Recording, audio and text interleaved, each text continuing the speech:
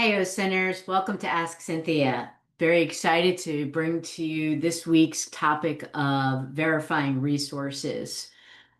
Question came through, what are the favorite Start Me pages or GitHubs that I like to use here? And I've got a laundry list of them just like everybody else. However, there is a process for getting the right resources out there. And just because somebody knows how to catalog a bunch of websites from Canada or China or on just supply chain or maritime logistics doesn't mean that the list is very good.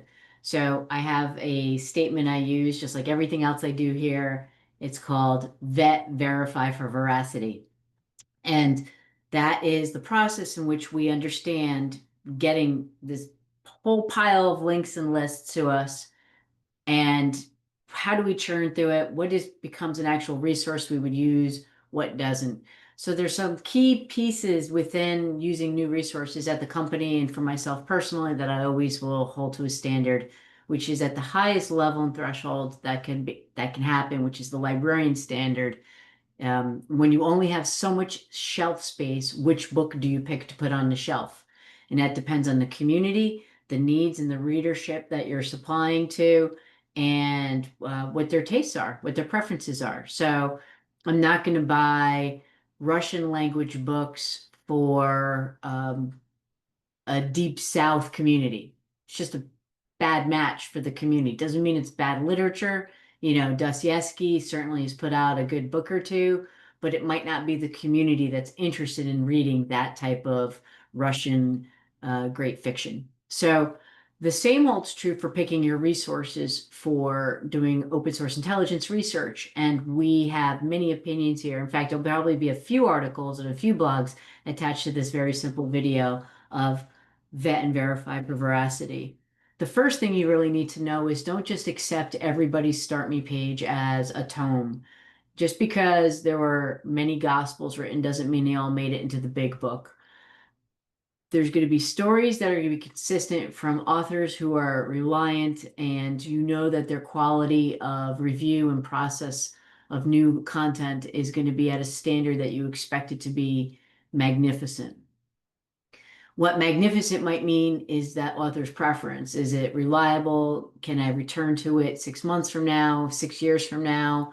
I'm always harping on the one links list, BRB publications, because I know not only the author, the publisher, but I've written books around it. I mean, I know that that site's going to be around for a long time, and I actively contribute to what they put out there. So I could speak to the site itself. It's the first Start Me site on published information within the United States. However, when you want to get to that integrity of content over and over again, to get down to the author level. So don't be afraid of writing to people who put these together and ask them, what is your criteria for inclusion? Do you go through and check out any sites against this? Do you have one consistent case that you throw at it to see what the differences are between site versus site? And also, folks, don't forget that you might also want to consider, what are the fee-based sites offering? In a lot of open source intelligence, we immediately leap over to what is free, but the fee-based sites are paid to be accurate and responsible curators of data. So what are they offering and what do they bring to the table?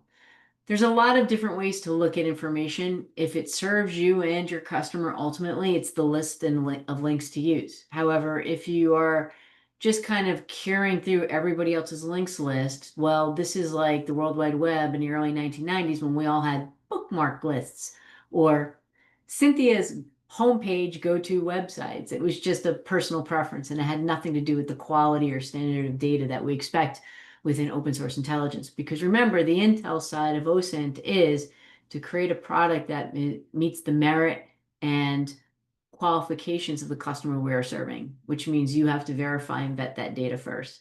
So again, vet and verify for veracity. I look forward to getting future questions from you. Don't be shy about asking me what you want. Just throw it in a DM or reach out to us by email or other channels. Look forward to seeing you on the other side.